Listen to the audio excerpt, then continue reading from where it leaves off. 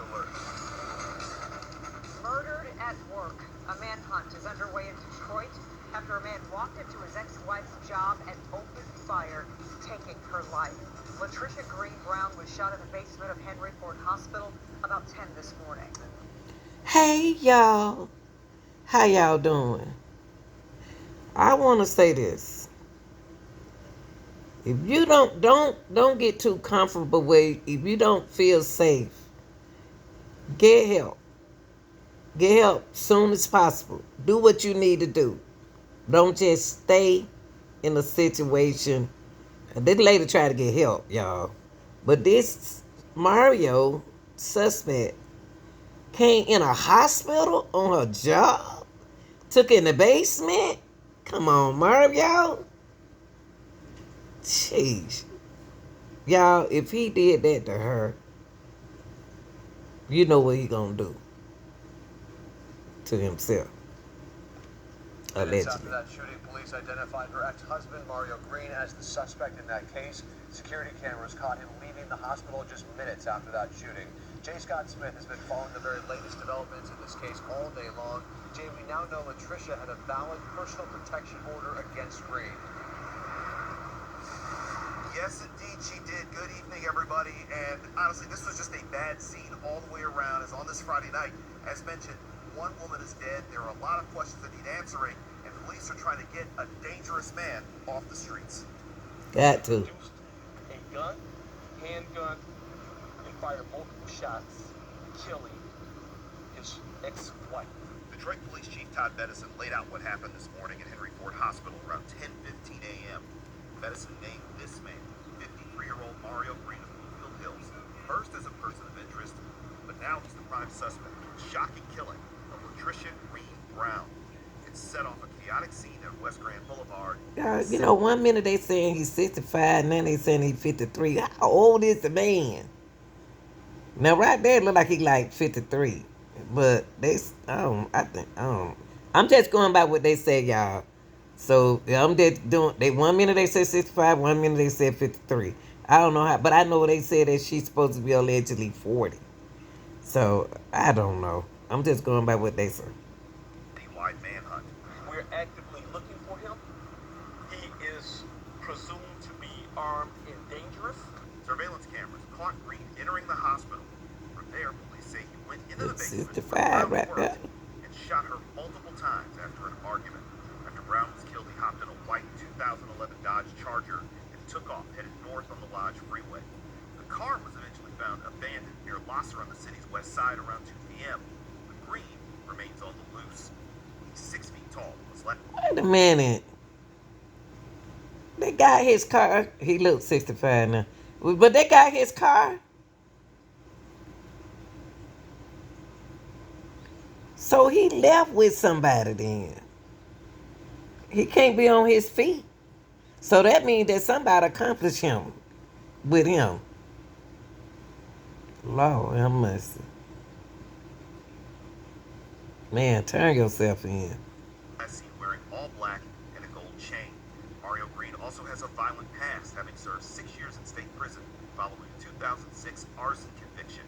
He's also served 4 years on probation for aggravated stalking, and most recently in June, he just finished a 3-year probation stint for failing to pay child support. Brown, meanwhile, had sought an order of protection against Mario Green. Y'all, wait a minute. What?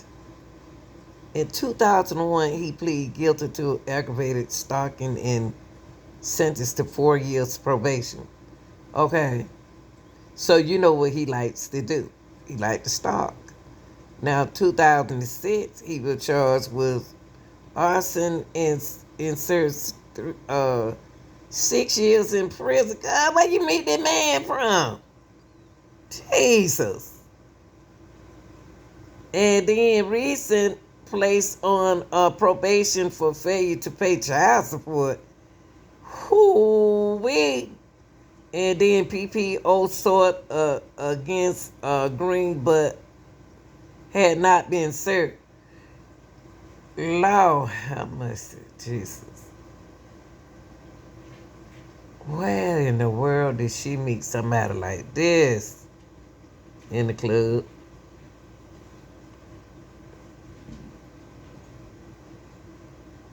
Sad. Be careful, y'all. Be careful. You ain't got to have nobody. You don't. I know they be saying, yeah, we do. Yes, I know you don't. Don't just go out there and pick anybody. Jesus. But he had yet to be served. Now, there have been questions about how he was able to get into the hospital. We have gotten a statement from Henry Ford Hospital saying, quote, we have a comprehensive security plan in place that includes metal detectors at the emergency department and an on-site police force. We consistently strive to ensure our facilities are safe and our processes and procedures prioritize security. So y'all just not putting metal detectors up there? Really? An internal investigation into this tragic incident is underway. Now, this manhunt for Mario Green continues. If you happen to see him, you are not to approach him. He's considered armed and dangerous. Ooh, If you see Mario Chad. Green, make sure you contact the Detroit Police Department. We're live outside. So Mario Green is 53, y'all.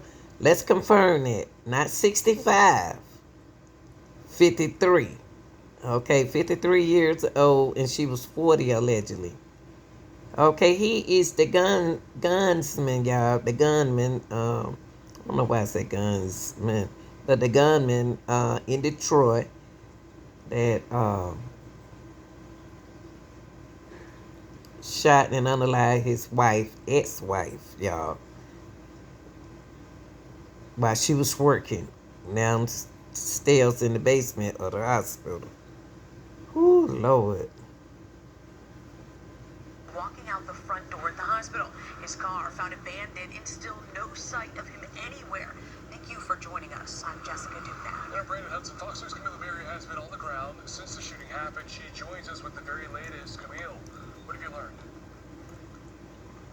Yeah, this has been This- a very tense day for a this lot is sad. of people. This all started around 9:55 this morning. I want you to take a look at the picture that police released of Mario Green, the surveillance image of him that they released very early on. Of course, we've got video too on the scene. What police have been telling us since the very beginning is that Mario Green, according to investigators, walked into Henry Ford Hospital, went into the basement, and shot his ex-wife. Now, this was considered a armed gunman situation. Police did not know if he was targeting other people. I apologize for the noise. Didn't know if other people were. He look different right here. Basically put the hospital on lockdown and searched every room, every nook and cranny, every closet, every floor, and determined pretty quickly on that he was no longer in the hospital. But then, of course, where was Mario Green? That was the Where million-dollar is he? question. He on $1 feet. million question the police are still asking. They've got boots on the ground all over Detroit and the metropolitan area. All points bulletin looking for this man. He is described as wearing all black, a gold chain, a pinkish backpack that he was wearing. You saw that in the image. Now, we did get a chance to talk to people who were inside the hospital at the time. The man you're about to hear from, his wife, his girlfriend, I should say, had just given birth to their baby boy. Take a listen.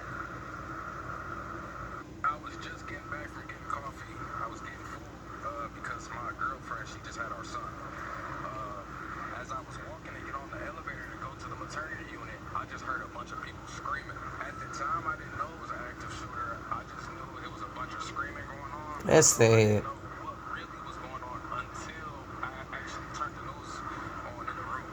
I went to the window to look to see what was going on, and I just seen a bunch of police running in here. And then I seen a couple of them, they had like, you know, their AKs and the guns, and they were running in and out. And Henry Ford releasing a very lengthy statement saying in part that at Henry Ford Health, we are family. We are devastated by the loss of our Henry Ford Hospital teammate, and our hearts go out to her loved ones, her family, friends, and the people she worked with every day. Police have confirmed this was a targeted and domestic attack. At this time, all questions regarding what occurred should be directed to the Detroit Police Department. We are cooperating fully with the investigation as they conduct, and we are conducting our own internal investigation as well. Now, right now, police at the hospital not releasing the name of the woman, but we have learned that she worked in the housekeeping division of the hospital. Coming up at 6 o'clock, you'll hear from one of her coworkers.